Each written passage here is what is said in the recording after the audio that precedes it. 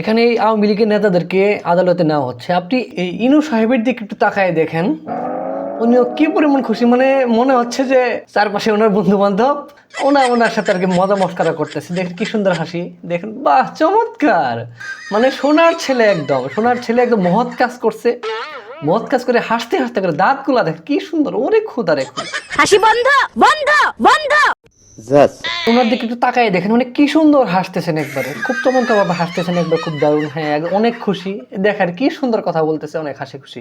কি মানুষ রে বাবা, এদের হাস্যোজ্জ্বল মুখগুলা দেখে মনে হইতেছে এদেরকে আসলে শ্বশুর বাড়ি নিয়ে যাইতেছে। আমি তো বুঝি না, মাথায় ঢুকে না। এবং শুধু এই শীতের পিঠাগুলো খাওয়ানোর জন্য তাদেরকে শ্বশুর বাড়ি নিয়ে যাওয়া হইতেছে। আমি বিশ্বাস করি না। সেখানে তাদের শালী, বউ, শাশুড়ি তাদের চমৎকার ভাবে আপ্যায়ন করে তাদেরকে পিঠা খাওয়াবে। তারপর এদিকে আমাদের দেখেন পলক ভাই কি নিস্তব্ধ নীরব একদম।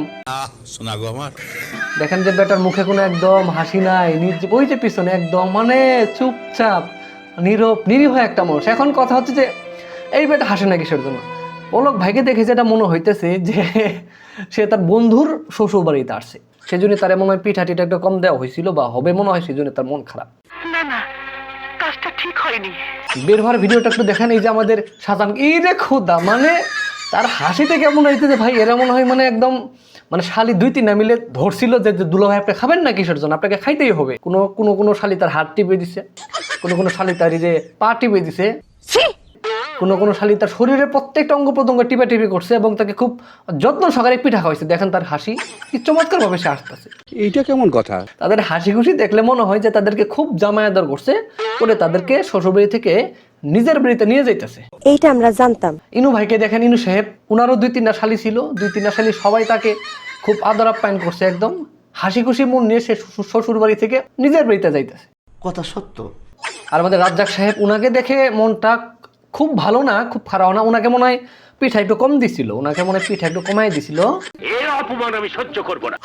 আর আমাদের রাশেদ খান মেনন, ওনাকেও বেশ হাসি খুশি মনে হইতেছে না, ওনারও শালি আশেপাশে মনে হয় 2-3টাই ছিল।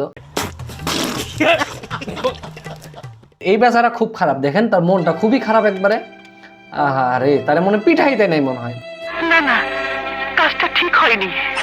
না এটাও ওনার সাথে কাজটা খুব খারাপ করছে। অন্যদেরকে দেখেন এতগুলা পিঠা, এতগুলা শালি আশেপাশে সেবা করছে, ওনার মনটা কত খারাপ। ওনারে মনে হয় ওইভাবে শালি টালি ছিল না, ওনার সেবা যত্ন খুব বেশি ভালো হয় নাই মনে হয়। মানিক ভাইয়ের তো অবস্থা খুবই খারাপ, ওনাকে আপ্যায়ন করে কি, ওনার তো অরিজিনাল জিনিসের মধ্যে একদম নষ্ট করে দিয়েছিল। এটা একটা ফাজিল না? মানিক চাচ্চু নিচে কিছু নাই, ঠিক আছে বুঝতে পারছি তার সমস্যা হয়েছিল, কিন্তু তার পুরুষ তো, তাই না? তারও তো ইচ্ছা জাগে যায় আমারও 4-5টা শালি থাকবে, সেবা করবে। তো মোটামুটি এই হলো অবস্থা। তো জেলখানার মধ্যে আমার মনে হয় এই ধরনের বৈষম্য করা ঠিক না।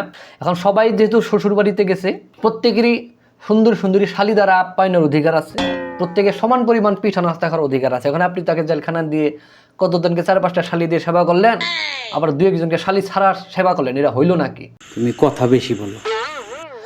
জেলখানার মধ্যে এরকম বৈষম্য করা ঠিক না, আমি এর তীব্র নিন্দা ও প্রতিবাদ জানাই। আপনারা সবাই বাড়ি যান, শনিবার হরতাল।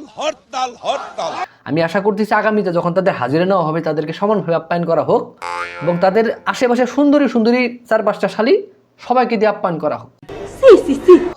তো ভালো থাকবেন, দেখা হবে পরবর্তী ভিডিওতে। Good bye.